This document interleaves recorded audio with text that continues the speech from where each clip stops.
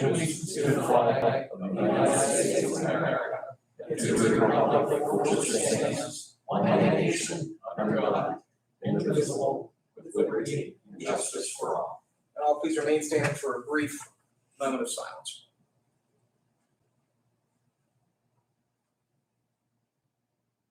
Thank you. Vanessa, please call the roll. Commissioner Steelvogel? Here. Commissioner Vogler? Here. Commissioner Boyd? Here. We have quorum. I will note we're being live streamed right now. It's being broadcast through our YouTube channel for public consumption. We're also being recorded internally, and for that purposes of compiling the minutes, and for that reason, anybody who has business before the board, I'd ask that they come up and speak before that microphone there to make sure we pick it up and are able to compile it into the minutes. Row officer reports and comments. Looking at the audience today, I'm not seeing any row officers with us. Public comments. Anybody in the audience today wishing to make public comment? Anybody on the board wishing to make public comment? Take that as a no. I will note if anyone's watching via live stream and wishes to make public comment, they may do so by emailing me their comment at mboyd@lawrencecountypa.gov. That's mboyd@lawrencecountypa.gov. Please include the subject line public comment. It'll be entered into the record. Fiscal and contractual. We are advertising right now. We have a bid out for collection, processing, and marketing of recyclables from countywide drop-off depots. Deadline to bid on that is October 4th, 2021 at 3 p.m. Those bids can be submitted to the Office of the Controller. No receipts of bids or proposals, no fiscal reports, no report on quotes. We do have warrant registers from August 27, August 31, September 1. I'll give my colleagues probably more than a minute to check those over. Yeah. The warrant register process this is sort of the accumulation of the county's fiscal process.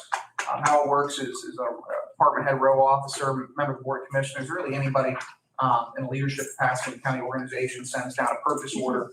If they wish to make a purchase for anything from staples to new computer to really anything. They send that down to the controller's office where it's encumbered. Controller checks, makes sure there's money in the budget for it. If there is, controller's office encumbers that, gets sent up to the board of commissioners.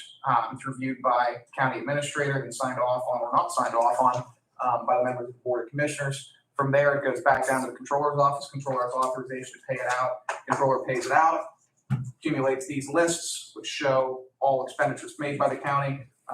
We receive these lists, check them over, make sure everything's done appropriately and prudently, and either approve them or don't approve them. So it's a big checks and balances system. Make sure that it's damn near impossible for public monies to go uncounted. Very true. Very true.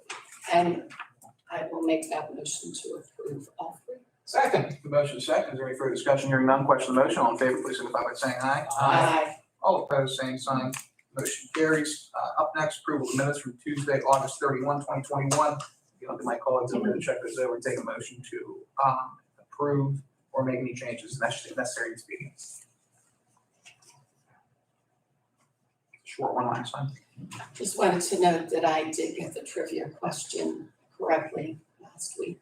Do you remember the question? Yes, Okay. yeah, there might be another question today. Okay, then I'll move to accept them. And get ready. I'll second Loretta's motion. We've got a motion and second. Very further discussion. Hearing none, question on the motion. All in favor, please signify by saying aye. Aye. All opposed, same sign. Motion carries. I'm not competitive at all.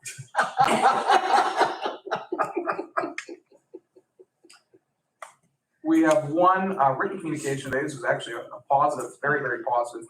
For Hearthstone Acres Phase 3 Single Family Residential Development. Letter reads, Dear Commissioners, Consulting Engineer for Staff Department Associates, who wish to inform you of our intent to submit an application to Pennsylvania Department of Environmental Protection to obtain a general permit utility line stream crossing for the following project, Hearthstone Acres Phase 3. It's a 24-lot single-family residential development. Project location is on Old Plank Road in Neshannock Township. So we're looking at potentially 24 new houses for Neshannock Township. That's a good day for me. Fantastic. As I always note, under Pennsylvania state law, various entities are required to notify the Board of Commissioners that certain activities are taking place within their counties. Board of Commissioners receives notification from those entities, whether it be through a DEP permit they're applying through, a DOT permit they're applying through, a couple other assorted miscellaneous permitting processes that require notification of the board. We have no approval authority over these permits. We have no denial authority over these permits. We're just required to receive notification, make sure that we know everything that's going on in Wilkes County. But I'll take a motion to accept and file. So moved. Second. Motion is second. Is there any further discussion? Hearing none. Question on the motion. All in favor, please signify by saying aye. Aye. All opposed, same sign. Motion carries. Staff reports. Do we have any member of staff here that has anything to report above and beyond what's already on the agenda? Seeing none, commissioner reports and comments. Loretta, you're on deck. Floor is yours. Okay, two things I know we'll all probably mention, the passing of our elections director. But I would also just even note once again, with our uptick in cases and, kids headed back to school and businesses up and running, that, we all just need to proceed with caution and do what we think is best for us in our own interests and be kind and respectful. That's the bottom line with it. It's no sense sugarcoating it. It's a very tense situation right now, but let's just all try to be kind and respectful of what anybody else is going through and how they're dealing with it. We're all in that same storm, as that saying goes, but we're all handling it differently. So I would start off with that. And then, of course, my time working with our former elections director, Ed Allison, was limited, but in that short amount of time, he did make an impact on me. And I just truly feel blessed that I had the opportunity to learn from him, to work with him, and to share lighthearted arguments with him over election and voter issues. He will certainly be missed, certainly. Thank you. Dan, you have the floor. Thank you, Mr. Chairman. Couple of things. First, and Morgan mentioned it to Debbie when she walked in. Thank you for the very nice article you wrote about Mr. Allison. I have to own up to a mistake that I made. I indicated to you, and I was wrong, that the board that hired Ed was myself, Commissioner Craig, and Commissioner Fosnot. That was not the case. It was myself, Commissioner Craig, and Commissioner de Blasio that hired Ed. So I stand corrected and I apologize. I misspoke. And Ed was a dear friend to all of us, and he'll be greatly missed. The one thing I take a good deal of comfort in is that he educated his staff very well, and they're ready to meet the challenge of the upcoming election. In fact, a couple of the part-time folks came in today. I'm sure you saw them. Mm-hmm. They're here, and they'll make it work. Yes. In part because Ed educated them well. It's one reason they'll make it work. Speaking of Ed and the borough of Bessemer, it was noted that Ed had been the mayor of Bessemer Borough at one point, along with being on borough council. The borough also lost a second former mayor just within the last few days, Raymond Penwell. Many of us knew him as, his nickname was Stoopy. Stoopy Penwell passed away, a real gentleman, just a real gentleman, and did a lot in the Mohawk area. His son Scott went to Mohawk, and Stoopy was very active in fact, he may have been on the school board at one time, now that I think about it. But he was definitely the mayor of Bessemer Borough. So within the course of a week, the borough has lost two of their former mayors. Very sad. Stoopy was a nice man. Finally, I have a trivia question. Okay.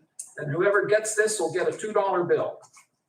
This is an Elwood City Borough question. It's too bad Nick's not here today. I'm going to specifically talk about the Ewing Park neighborhood. Beautiful area of Elwood City. That area was developed in the 1920s. And the streets that run east to west, there are four of them. And they're named in honor of the first four presidents. This is not the question, this is just some background. Washington Avenue, Adams Avenue, Jefferson, and Madison Avenues. And they all run east to west. Now, there are a number of streets that run primarily north to south in that neighborhood. I'm going to name them. And then what I'm gonna ask, the question is, what is the common thread of all those names? So the first four that I mentioned, they were all presidents. Here are the streets that run north to south. Bear with me.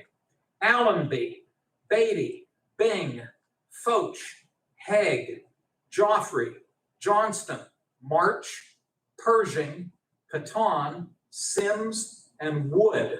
World War I generals. You get the $2 bill. You gave him that question ahead of time. No, I didn't. Excellent. Edward, All right. or Edmund Allenby was a British Army Field Marshal. David Beatty was a British Royal Navy Fleet Officer. Julian Byng was a British Army Field Marshal.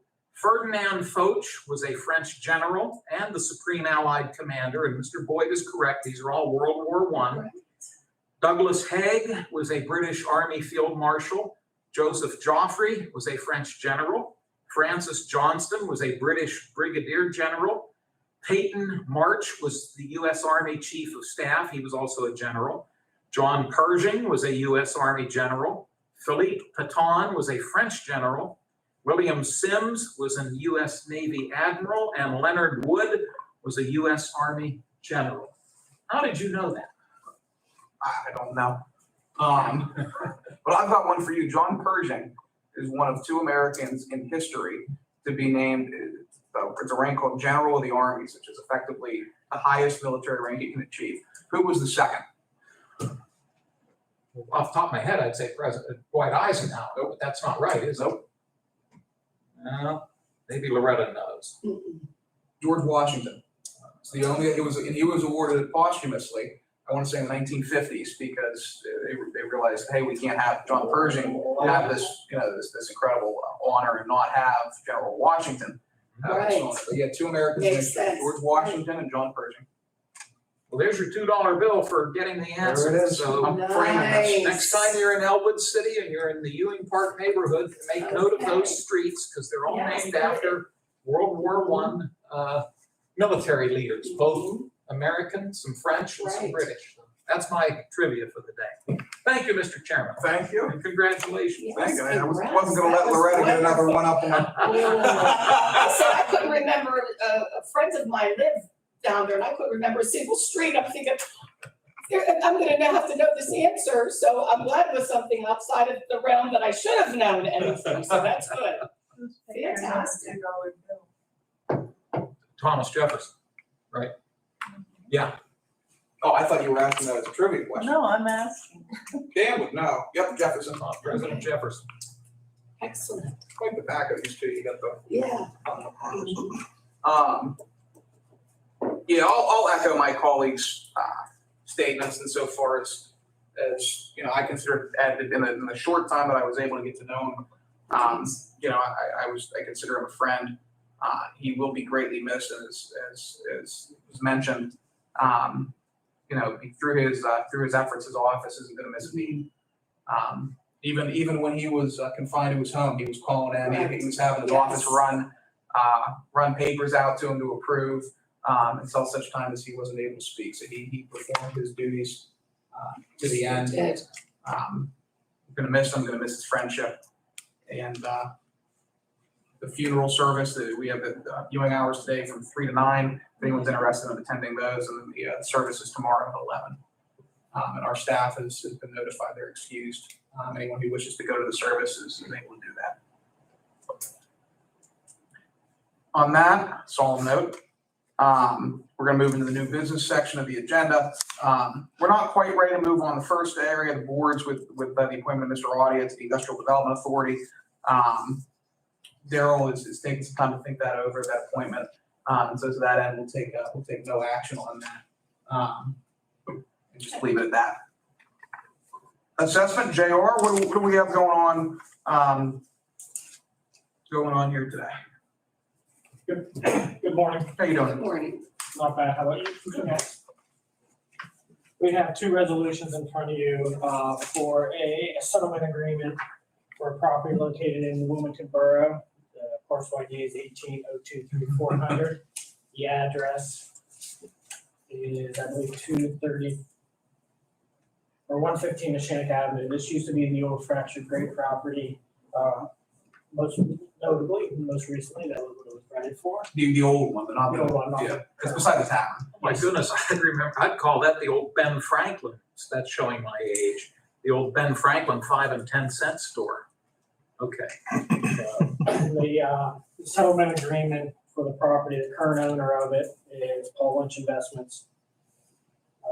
The school district has already approved this consent order. Since the borough does not levy a real estate tax, they did not need to consent to this. So we've agreed to a settlement number on this of $140,000, starting at the beginning of this calendar year. He filed the appeal in September of 2020. The Board of Assessment Appeals denied it and it went up to the Common Pleas Court to where this consent order settlement came down between the taxing bodies. Questions, comments? What was it assessed at before? 200. What was, I'm assuming Paul got an appraisal on the property. Is that accurate before the assessment? It was based primarily off the recent purchase price, since the property was on the market for a substantial amount of time. Mhm. The fee or some of it came based off of the sell price. Any other questions, comments? Make it, resolution 2021 214. 214. Could I ask JR just a procedural question? And boy, I ought to know this. You spelled out the process. The Assessment Appeal Board initially denied. It went to Common Pleas Court. This settlement was reached. You circle back to the three of us. Does the Assessment Appeal Board take any action over and above what we're doing? At this point, no. Once it goes up to the Common Pleas Court, it's up to the three taxing bodies to make the decision. Thank you. Appreciate your clarifying that. Or in this case, the two taxing bodies. Yes. Yeah. Thank you, Jay. We do bring it to the board's attention so they are aware of what is happening up at the Common Pleas level, but they don't need to take any action on it. Okay, thank you for that. I appreciate it. Up next, I'm assuming this is comparable to what we're doing. Oh, wait, we have to vote on this because the process changed. Right? All right, I'll take a motion to approve resolution 2021-214. So moved. Second, Good motion, second. Is there any further discussion? Hearing none. Vanessa, please call the roll. Commissioner Steelvogel? Yes. Commissioner Vogler? yes. Commissioner Boyd? Yes. Motion carries. We'll make this resolution 2021-215. JR, what do we got going on here? A second property that was at the Common Pleas, again owned by Paul Lynch Investments. This is a property located at 126 West Sheridan Avenue. Parcel ID is 01-002-900. This is just a residential home. It's kind of the one behind the old Wilshire building up there soon on the corner of Sheridan and Wilmington. It's the first house right behind it. Paul had this property on the market for quite some time, unable to sell it. The property on the inside of it is completely torn apart.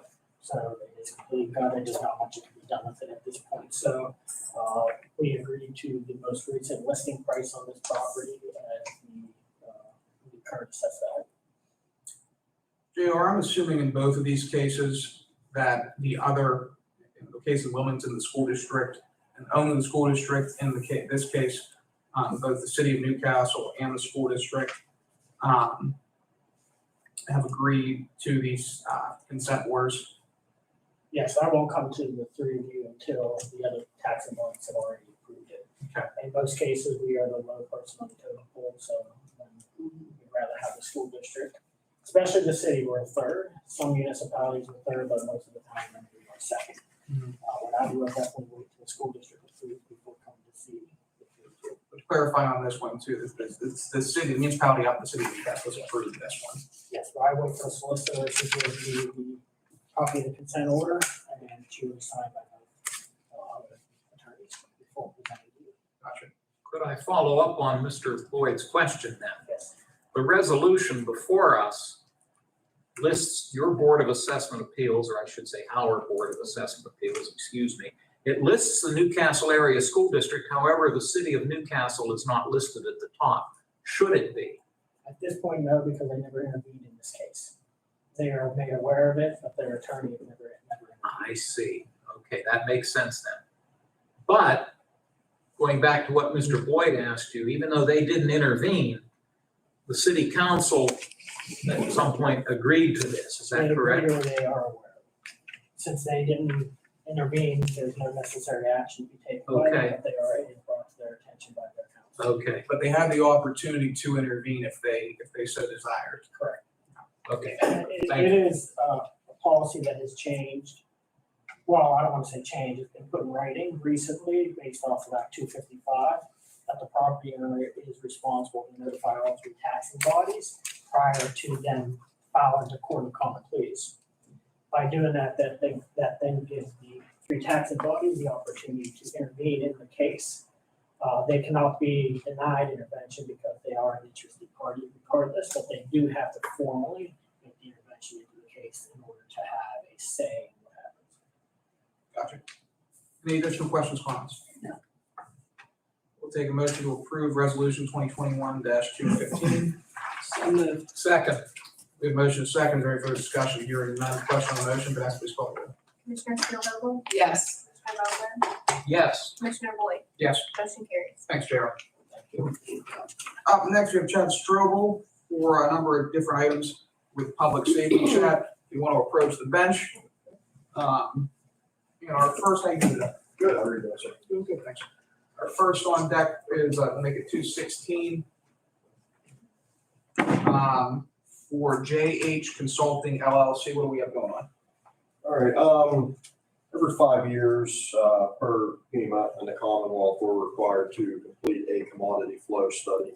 This company, we've used them before, they're used widely throughout the region for that commodity flow study. They will go sit on some various highway entries and watch for vehicles going by, find out what chemicals they're carrying, how often they're carrying them. After that, they'll sit near rail yards and check how much rail traffic we have coming through, what chemicals and what the biggest commodity is. So the price is $7,000.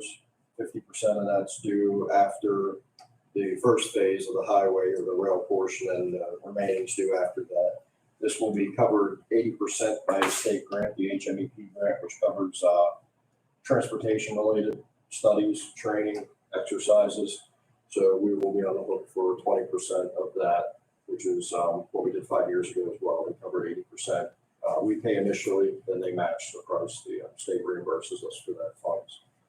So like I said, it's due to be completed every 5 years. We're coming up. They'll start this October. It's part of the October 21 to September 22 cycle. So it's due in 2022. They're going to start this fall and have it completed early in 2022, which will cover us for the next 5 years. Gotcha. And this is effectively, you didn't say it, but you said it.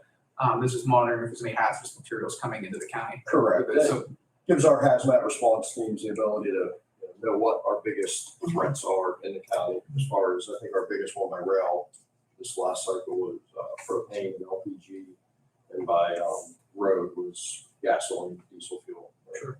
Flammable liquids. are we just pulling over random cars and what's that? No, they will sit on a bridge or a ramp and just watch every car go by, photograph them, then write down the placards for those vehicles that identify what chemical they're carrying, the types of trailers used, and the product which is on the trailer. So they won't be stopping anybody, they'll just be watching and writing down everything that goes by. Gotcha. Interesting. Interesting purpose. Questions, comments? I do. It's procedural, and you may or may not know, and if you don't, not a problem. Are they more focused on through traffic? In other words, vehicles that are coming through the county from point A to point B and not necessarily stopping within the county? Or are they looking more for vehicles that have a reason to be in the county that are actually physically stopping? That's my first question. And I'll see if you can answer that, and then I have a second question. No, they do not know the end point of these vehicles. It's just anything passing through on our roads. There's no confirmation as to where they're going, how long they're going to be here. It's just anybody passing through. That's helpful, and leads to my second question. I'm assuming the answer is yes. That being the case, do they focus, to your knowledge, more on, let's say, Interstate 376 or this little section of Interstate 79 out in Plain Grove, and maybe even the turnpike that comes through, or even roads like 422? Do they focus on the more highly traveled roads, and particularly the interstates, if you know? They do. I don't have our last report with us to read the exact roads. They put a listing of every road they sit on, how long they sat there, and what they got off that road, and they compile it. I believe it was mostly the larger roadways, 422, 376, 79, the main central longest roads through the county. Makes sense to me, at least. I can't see them sitting on Vinegar Valley Road down in Yeah. Wayne Township, waiting for a Okay, Okay, makes- fertilizer now. They do stick out to the main roadways. Thank you very much. This is PEMA required. Yes, it's through FEMA. We'll take a motion to approve, 2021-216. So moved. Second, The motion is second, is there any further discussion? Hearing none, question on the motion, Vanessa, please call the roll. Commissioner Spielvogel, Yes. Commissioner Vogler, yes. Commissioner Boyd. Yes. Motion carries. Thank you. Up next, we have 217, Motorola. Motorola, I am fairly new at this iCore system, so I do not have much information. Jeff would be your best help on that. This is the resolution to enter into another 9-year maintenance agreement, or it's 9 years, with the 6 counties that are part of the iCores project, the Inter-County Regional Radio System. This price, I don't know exactly what our portion of it is, but it's split between the counties that are involved for ongoing maintenance and hardware replacement. Over the years, when technology goes out so fast, they're constantly replacing it. For us to go and do this individually on our own, piece by piece, when we have to do it, the cost is outrageous. So this covers all the maintenance on our tower sites, our hardware that we have at those tower sites in our building, and keeps it up to date and keeps it maintained all across the region between those 6 counties. Like I said, I apologize, I don't have too much information on that, but that's the basis. We have been in this contract before, and this is the next cycle for 9 years. And I believe it's every 3 years of that 9, they do hardware updates and keep our system current and working on. Couple things I want to note. Number one, the majority of this funding is not, all of this is paid for through state grants, whether that be the interconnectivity fund, whether that be the various fund monies that we receive through PEMA and through the Commonwealth for the sole purpose of maintaining our 911 systems. So I want to note that, number one. Number two, I think it's a testament to our Department of Public Safety of the scale of this project. You know, I think on a number of occasions, especially at the commissioner's level, you know, we're always thinking about ways to work and act and collaborate regionally. And that's emphasized through, you know, our commitment on various boards in which we serve. But this MOU and this consortium of counties, it's certainly, like I said, a testament to the Department of Public Safety that they're working with all of these different counties in order to draw down our costs and figure out a way to provide the most efficient, effective, and cost-effective solutions for our county taxpayers. So good work to you, good work to Jeff, good work to the department. This is certainly a good project. Thank you. Any additional questions or comments? No, I'm comfortable with Always, yes. having gone through this before in the past. I'm certainly comfortable. I was gonna say if the two of you needed more information, I'd be willing to wait a week, but if you're both comfortable, I'm certainly comfortable. Okay, thank you. Absolutely. And part of the reason for that, I'm going to be honest with you, in a period of a week, I'm not going to be able to figure out all the intricacies involved in this anyway. So it's one of the benefits of having department heads. They know stuff that Absolutely. you don't have to. I'll take a motion to approve 217. So moved. Second, We have a motion and a second. Is there any further discussion here? None, Vanessa, please call the roll. Commissioner Spielvogel, Yes. Commissioner Vogler, yes. Commissioner Boyd. Yes. Motion carries. Thank you. 218, adopt and promulgate, I love that word, Lawrence County Emergency Right. Operations Plan. Again, with FEMA, every 5 years, we're required to, I believe it's 5 years, update and renew our emergency operations plan. This plan starts at the state level. We pull out our parts and fill in our information. Then all 27 municipalities take our plan and kind of fill in theirs. So every 5 years, we're required to review, update, and just confirm that all the information is correct and still up to date in our emergency operations plan. It's a fluid document. We're changing it every day, looking over for contacts, people that are coming on, equipment that is coming on. But every 5 years, we are required to reapprove it and make sure everything's still up to date.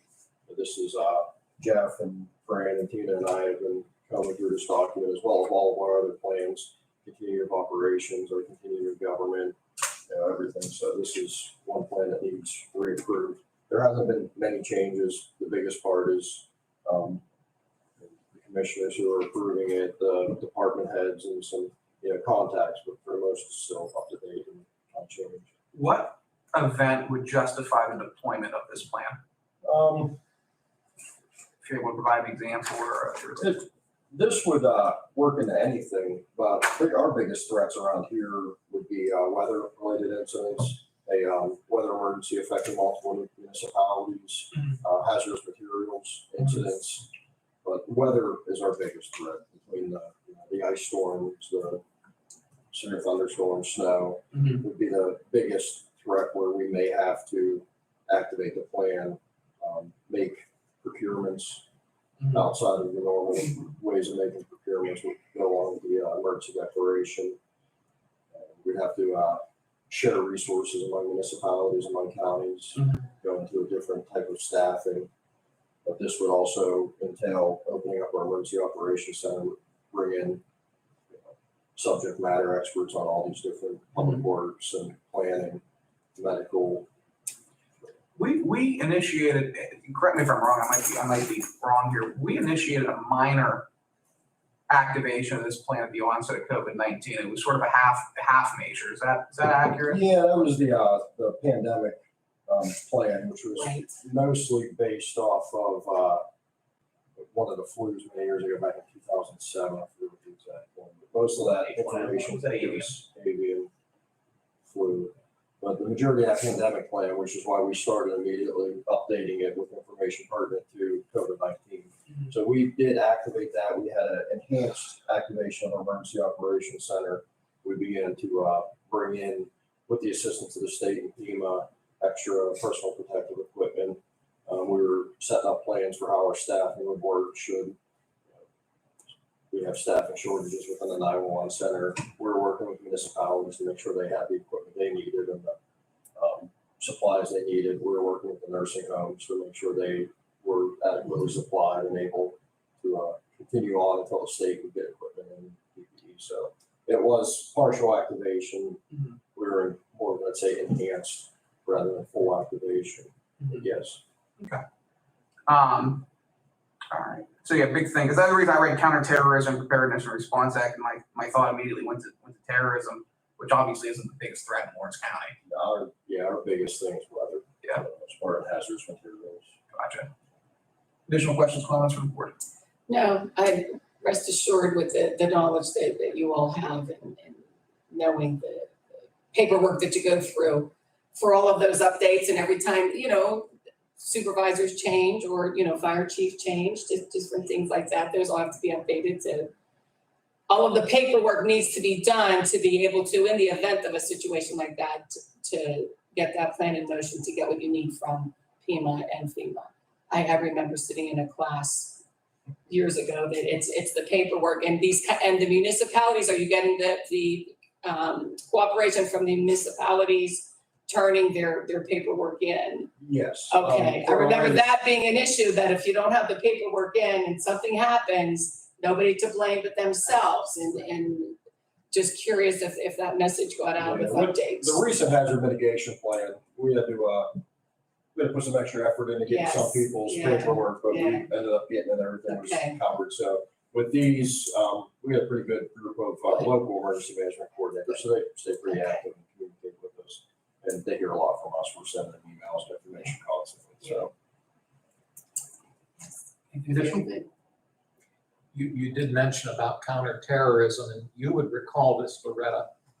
you might as well, back 20 years ago, right after 9/11. Absolutely. Do you remember that there was concern about the water supply? Yes. And they upped security, Debbie, you would recall, they upped I the worked there security very well. Yes. at the I was on the various police water treatment department. facilities.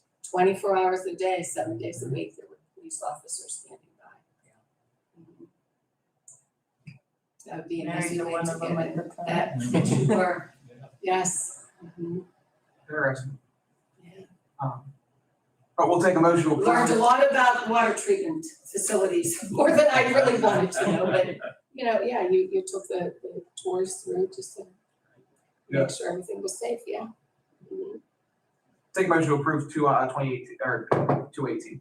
So moved, Second, motion and a second, is there any further discussion? Hearing none, Vanessa, please call the roll. Commissioner Steelvogel, yes. Commissioner Vogler, Yes. Commissioner Boyd, Yes, motion carries. thank you. Chad, thank you very much, appreciate it. Thank you. Thanks, Chad.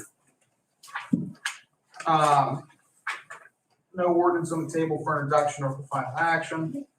Announcements, next commissioners meeting will be held on Tuesday, September 14th, 2021 at 10 a.m. There will be a prison board meeting on Wednesday, September 15th, 2021 at 12 o'clock noon.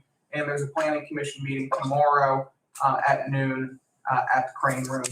For anybody who might wish to attend, all those meetings are open to the public. And we'll be in good shape there.